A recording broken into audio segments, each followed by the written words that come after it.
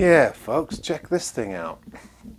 This is a Leo Jaymz Les Paul copy with the Union Jack in a black burst. Kind of interesting. You don't normally see that. You normally see the blue between the red. So it's not quite a correct flag, really, but you get the general idea. And it's an arch top. And, you know, they're trying to be creative with the finish. And you do see a Union Jack when you see the guitar. So you understand what the message is. If there's a message there, people use the Union Jack for all kinds of things, starting with The Who and bands like that.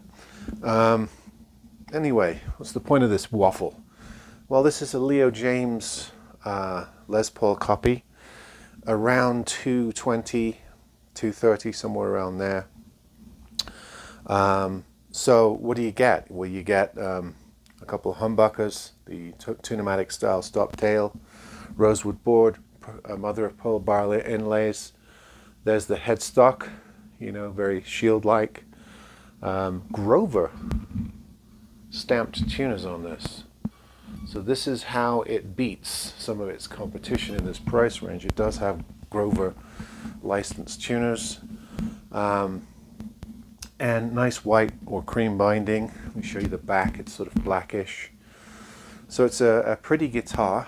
And how does it stack up with other things in with this price range? Well, I think it's pretty close to some of the other things like the Fireflies and the IYVs. I would say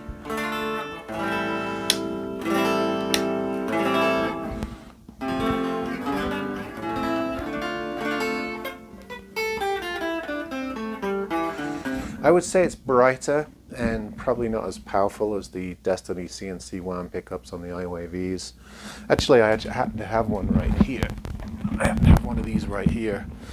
I would say that where it beats this guitar, weight-wise they're identical, is on the tuners. It's got those Grover tuners. So right away you've got a feature on these Leo Jaymz guitars that is preferable to the IYV equivalent, although you can switch those out quite easily. It's got a sharper horn profile, so a slightly different shape, although very similar. I would say that the finish is fairly similar as well. It's just a matter of preference. Do you like the flame finish with the veneer, or do you like this painted finish or mahogany body? Other than that, I think the IYV slightly got it beat for playability, for the way the neck feels. The pickups I think are better on this model here, although a lot of people buy these and switch them out. The hardware is fairly identical. It looks like even perhaps the same stuff, and I wouldn't be surprised if these are made in the same or similar factories. This is made in Vietnam by a Korean company. This is made in a Korean Chinese factory, so they're probably using a lot of the same parts. The cut on the neck is slightly different. This is a very much slightly chunkier neck with a bit more of a protruding heel on it. Otherwise it's fairly similar. This is a nice rosewood board on the Leo Jaymz too, and nice bar inlays. Very similar. These IYVs come with variable boards. This one is more like a walnut board, but most of them do come with rosewood. So there's a bit of variability with the IYV models. So it's very, very close to the IYV Les Paul copy, although I think, just in terms of playability, I think the IYV pips it. It's cheaper as well, so I think it's a slightly better deal. So let me put that back now. We've had that comparison. That was handy. But this is a very pretty guitar. It's quite well done, finish-wise, and you can get this in an American flag version as well, and a few different other designs that they do in this LP copy model. The black what do you call them, knobs, one each, one tone, one volume for each of the pickups. Standard three-way toggle is all fairly consistent fare. I think the bridge is plastic, so nothing to write home about there, but all these things can be fixed up. How was it out of the box, and what did I have to do? Well, here's where a little bit of setup knowledge comes in. We've had a lot of discussions on my videos in recent weeks about what to expect from these companies for these prices. Well, this guitar here, the action was fairly close. It was a little bit high. Simple enough adjustment here at the bridge. Easy enough. Plenty of room to go up and down with the Tune-o-matic style bridge there. What I did have to do was a slight truss rod adjustment to get, or to put a little bit more relief into the neck. And then I found that it was still buzzing in certain spots, and what I had was a high fret. So I had to file down one of the frets and then recrown it. So these are the kinds of things that you might run into. Occasionally you get too high frets.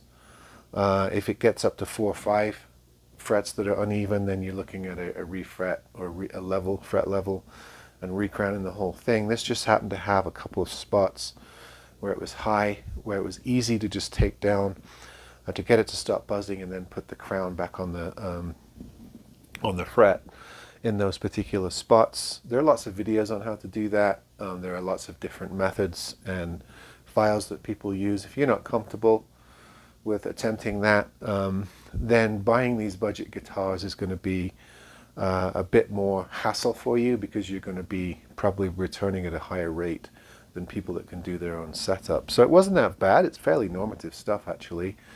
But be aware that those things can happen, that you can get one of these and either you've got to do some setup on it, or you're going to have to take it in somewhere and get it adjusted. But other than that, it's a good platform. I would say that the pickups on these are not quite as strong as the IYV equivalents. So I could see people switching these out at a higher rate than they do on the other ones, although most of the people that post on the IYV site always talk about the pickups that they're putting in.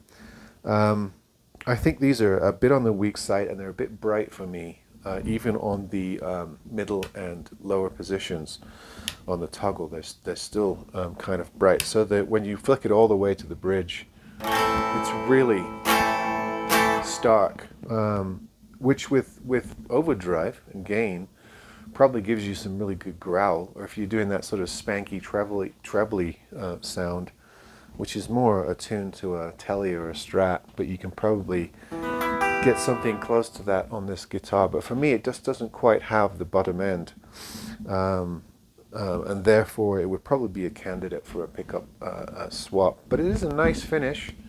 It's a nice looking guitar. Leo James we've had on this channel before, but only acoustic, so this is the first electric foray.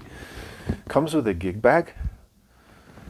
Nothing padded, but it is a nice Cordura, what do you call it, cotton, I think, or nylon style gig bag. And I do believe there's a couple of accessories in there, including a guitar cord and other stuff.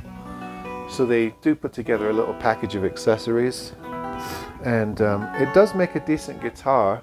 A little thin for me for a Les Paul.